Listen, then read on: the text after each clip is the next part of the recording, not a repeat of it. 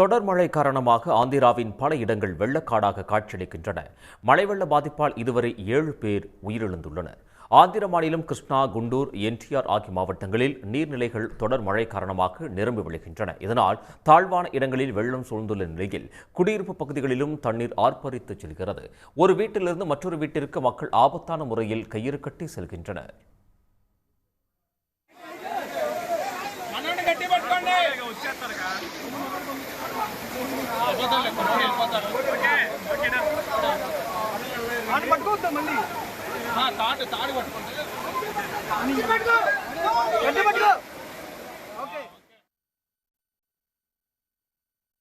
விஜயவாடாவில் வீட்டின் மீது பெரிய பாறை விழுந்ததில் 4 பேர் உயிரிழந்தனர். குண்டூர் மாவட்டம் உப்பளப்பாடு என்ற இடத்தில் பள்ளிக்கு சென்று கொண்டிருந்த ஆசிரியரின் கார் நீரில் அடித்துச் செல்லப்பட்டதில் அதில் பயணம் செய்த 2 மாணவர்கள் உயிரிழந்தனர்.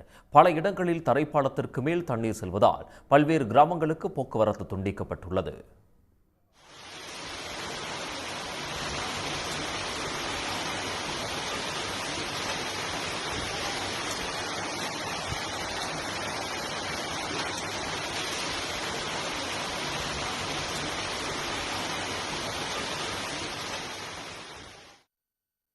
விஜயவாடாவில் உள்ள புகழ்பெற்ற கனகதுர்கை அம்மன் கோயிலுக்கு செல்லும் மலைப்பாதையில் பாறைகள் சரிந்து விழுந்துள்ளன.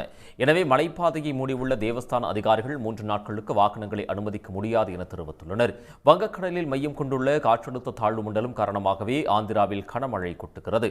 இந்நிலையில் தொடர்ந்து 2 நாட்களுக்கு மழைக்கு வாய்ப்பு இருப்பதாக வானிலை ஆய்வு மையம் தெரிவித்துள்ளது.